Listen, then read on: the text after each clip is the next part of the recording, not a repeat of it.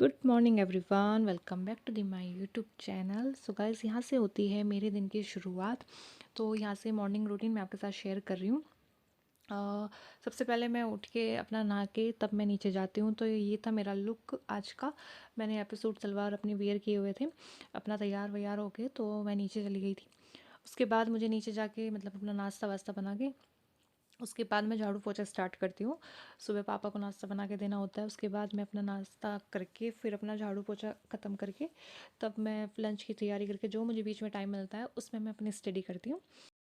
तो यहाँ पे मुझे अपना स्टडी का टाइम मिल गया था, क्योंकि इस बीच मैंने अपना लंच वगैरह सब तैयार करके झाड़ू पोछा बर्तन वगैरह रसोई सब साफ़ करके कपड़े वगैरह, तो यहाँ मुझे फ्री टाइम मिल गया था। बीच में मैं वीडियो रिकॉर्ड नहीं कर पाई खाना वगैरह बनाने की।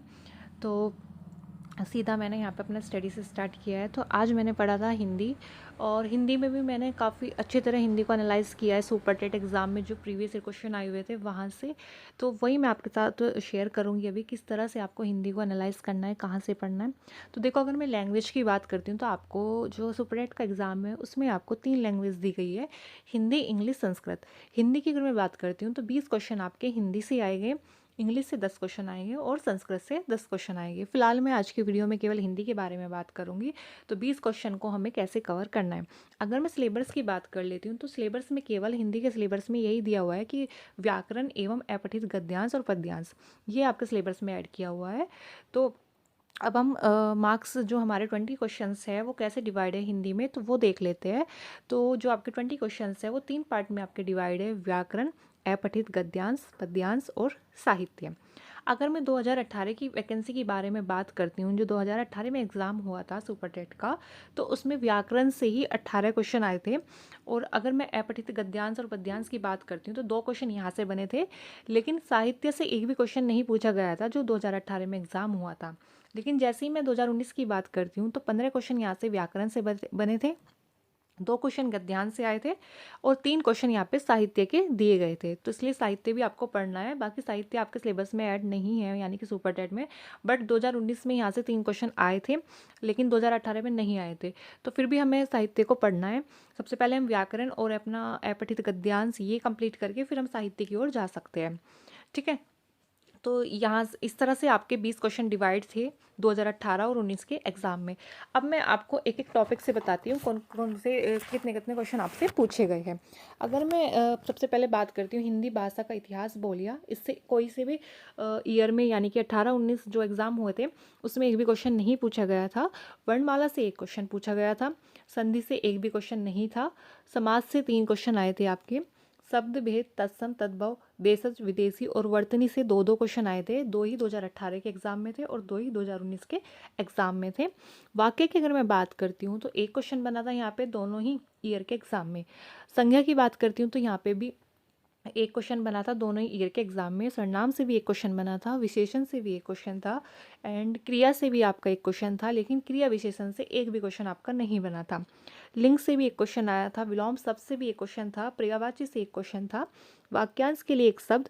जो 2018 का हमारा एग्ज़ाम हुआ था उसमें 3 क्वेश्चन आए थे, लेकिन 2019 में एक ही क्वेश्चन यहाँ से बना था।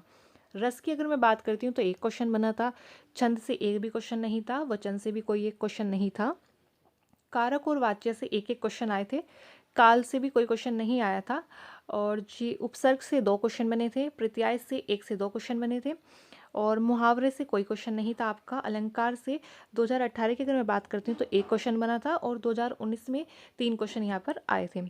विराम चिन्ह की अगर मैं बात करती हूँ तो एक क्वेश्चन यहाँ से बना था। तो ये वह टॉपिक थे जो आपके 2018-19 से क्वेश्चन पूछे गए थे। ठीक है।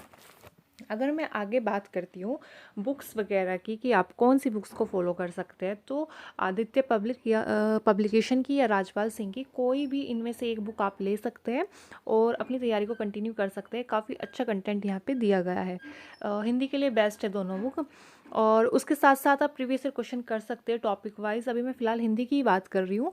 तो टॉपिक वाइज क्वेश्चन आप कहाँ से कर सकते हो, जो प्रीवियस ईयर क्वेश्चन है आपके, तो वो यूथ पब्लिकेशन का प्रैक्टिस सेट आप ले सकते हो। तो उसमें आपको टॉपिक वाइज सारे क्वेश्चंस एक साथ ही मिल जाएंगे।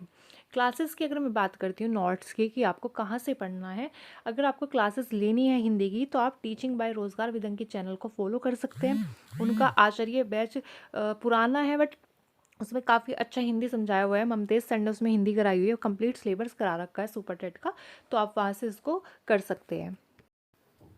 तो भाई मैं अपनी पढ़ाई करके अपना पूरा अच्छे से कवर करके जो भी मुझे पढ़ना था, तो मैं नीचे आ गई थी।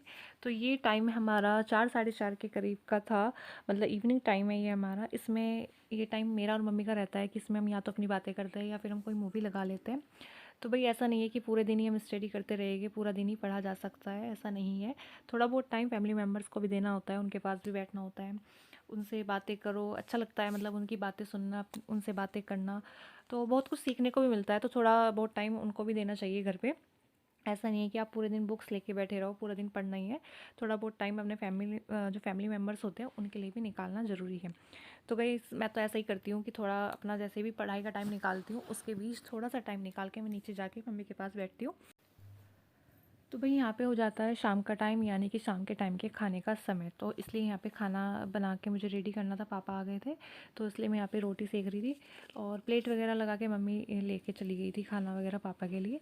तो भाई यहाँ पे ऐसा रहता है कि अगर अपना शाम में जल्दी खाना खा लेते हैं तो थोड़ा सा टाइम हम अपना स्टडी के लिए निकाल लेते हैं शाम में। मेरे इन लॉज़ के यहाँ पे ऐसा है कि सब जल्दी खाना खा लेते हैं शाम में। तो मैं आपको बता देती हूँ, मेरी जो इन लॉज़ की फैमिली है वहाँ पे सिर्फ हम 4 मेंबर्स हैं, मम्मी पापा और मेरे हस्बैंड और मैं। तो हम यहाँ पे 4 मेंबर्स हैं, तो ज़्यादा मतलब ऐसा भी नहीं है कि काफ़ी बड़ी फैमिली है तो टाइम नहीं मिल पाता स्टडी का, काफ़ी अच्छा टाइम मुझे मिल जाता है, ऐसा नहीं है। और शाम में भी काफ़ी जल्दी यहाँ पे खाना खा लेते हैं, तो शाम में भी मुझे बहुत अच्छा टाइम मिल जाता है स्टडी का। तो भई आज हमने बनाया था शाम के खाने में साग और मक्का की रोटी, रोटियाँ मैंने बनाई थी और साग मम्मी ने बनाया था। मम्मी वाक़ई में काफ़ी अच्छा साग बनाती है। तो वही यहाँ पर सबका खाना हो गया था, सबने अपना खाना खा लिया था, तो अब ये था कि अपने बर्तन वगैरह साफ़ करके काम पूरा ख़त्म करना था। तो वही मैं यहाँ पे बर्तन साफ़ कर रही थी अपना, जल्दी जल्दी फटाफट काम करके। फिर उसके बाद मैंने अपनी रसोई साफ़ करी अच्छे। सो फाइनली काम कंप्लीट हो गया था, सारा ख़त्म हो गया था, खाना बर्तन वगैरह सब, मतलब रसोई वगैरह सब अच्छे से साफ़ करके क्लीन करके तब मैं ऊपर आई थी अपने रूम में पढ़ने के लिए। तो नीचे का काम मैंने सारा अच्छे से अपना ख़त्म करके तभी मैं ऊपर आती हूँ, मतलब अपना सारा काम वाम ख़त्म करके तब ऊपर आके आराम से, जिससे मुझे पढ़ना ही पड़े, वापस नीचे ना जाना पड़े, तो इसलिए मैं एक बार ही अपना काम ख़त्म अच्छे से करके आती हूँ। सो गाइस स्टार्ट करते हैं अपना थर्ड स्लॉट, क्योंकि मैंने अपना first second slot already complete कर लिया था, जो कि सुबह में मेरा फर्स्ट स्लॉट होता है। अगर मुझे सुबह टाइम मिलता है तो मैं वहाँ पे अपना एक स्लॉट कंप्लीट कर लेती हूँ। फिर मैंने किया था सेकंड वाला 2 बजे से स्टार्ट अपना, जब मेरा सारा काम ख़त्म हो गया था खाना वगैरह बनाने का, कपड़े वगैरह, तो उसके बाद मैंने अपना सेकंड स्लॉट स्टार्ट किया था, और जिसमें मैंने सारा हिंदी का एनालाइज़ किया था, जो मैंने आपके साथ शेयर कर दिया है, कौन कौन से टॉपिक से कितने क्वेश्चन पूछे जाते हैं, या 2018 वाली वैकेंसी में कितने क्वेश्चन आए हैं, 19 वाली में कितने क्वेश्चन आए, कहाँ से आए, वो सब मैंने आपको वीडियो में डिटेल में समझा दिया है। बाकी अब मैं बताने वाली हूँ कि मैं आज क्या पढ़ने वाली हूँ और हिंदी में मैंने क्या पढ़ा और कहाँ से मैं पढ़ रही हूँ। तो मैं अगर हिंदी की बात करती हूँ तो सुपर टेट के लिए मेरा हिंदी का पहला टॉपिक था वर्णमाला, जो कि मैंने आज कंप्लीट किया है अपने नोट्स से। मैं कोई क्लासेस वगैरह नहीं ले रही हूँ, मैं सिर्फ अपने ही नोट्स पढ़ रही हूँ। मैंने अपने बहुत पुराने नोट्स बनाए हुए थे हिंदी के, कंप्लीट सिलेबस है मेरे पास, जो मेरे हैंड रिटन नोट्स हैं उनको मैंने कंप्लीट किया हुआ है, तो मैं उन्हीं को रिवाइज़ कर रही हूँ। और क्वेश्चंस की अगर मैं बात करती हूँ प्रीवियस ईयर क्वेश्चन की, तो मैं यूथ पब्लिकेशन की बुक मेरे पास है, मैं वहाँ से प्रीवियस ईयर क्वेश्चन अपने कंप्लीट करके चल रही हूँ टॉपिक वाइज। जैसे मैंने आज वर्णमाला पढ़ा तो मैंने वर्णमाला के ही क्वेश्चन वहाँ से लगाए थे। और अगर आपको और भी क्वेश्चंस की प्रैक्टिस करनी है तो आप आदित्य पब्लिकेशन की बुक ले सकते हैं, उसमें 250 से ज़्यादा क्वेश्चन आपको वर्णमाला चैप्टर के ही मिल जाएंगे। उसमें सारे एग्जाम के आए हुए हैं, जैसे UP police constable, UPSI, UP TGT, UP PGT, C TET, UP TET, सारे एग्जाम के जो प्रीवियस ईयर क्वेश्चन है वो आपको उस बुक में मिल जाएंगे। बाकी अगर आपको ये है कि आपको बैच से, मतलब कोई क्लासेस से अपना सिलेबस कंप्लीट करना है, तो आप टीचिंग बाय रोजगार विद अंकित चैनल को फॉलो कर सकते हैं। वहाँ पे आचार्य बैच में ममतेज सर ने कंप्लीट सिलेबस कराया हुआ है सुपर टेट का, तो वहाँ से आप अपने नोट्स बना सकते हैं और डेली एक क्लास लेके उसको मतलब एक क्लास आप लो, उसी को पढ़ो, फिर ऐसे आप अपना चैप्टर कंप्लीट कर सकते हैं। अगर मैं बात करती हूँ सुपर टेट के अकॉर्डिंग हिंदी के सिलेबस की, तो मेन से अगर मैं बात करती हूँ तो 26 के आसपास आपके टॉपिक्स है, जो मैंने अभी आपके साथ शेयर भी किए थे। मैं अपने टेलीग्राम पे भी शेयर कर दूँगी जो मैंने अभी एनालाइज़ किया है उसकी फ़ोटो। तो 26 आपके टॉपिक्स है जहाँ से आपके सुपर टेट में क्वेश्चन पूछे जाएंगे। और कोई टॉपिक तो ऐसा है कि एक दिन में आप इजीली कवर कर भी सकते हो, टॉपिक में थ्योरी भी और क्वेश्चंस की प्रैक्टिस भी। मुश्किल से 5-6 टॉपिक ऐसे हो गए जिसमें आपको 2 से 3 दिन एक टॉपिक में लग सकता है। तो इसलिए आप अपने अकॉर्डिंग टॉपिक वाइज देख सकते हैं कि आपको एक चैप्टर में कितना टाइम लगेगा। बट ये है कि आप अच्छे से कंप्लीट करके चलो, क्योंकि अभी आपके पास अच्छा खासा टाइम है। तो अभी इसको आप इन चीज़ को कंप्लीट कर सकते हैं इस टाइम में। तो इसलिए कोई जल्दबाजी नहीं है, एक चैप्टर को 2 दिन में या 3 दिन में जैसे भी आपको सही लगे आप कंप्लीट कर सकते हैं। सो गाइस, वीडियो को लाइक करना एंड शेयर करना। अगर आपने मेरा टेलीग्राम ज्वाइन नहीं किया तो प्लीज़ टेलीग्राम को ज्वाइन कर लीजिए। Thank you so much.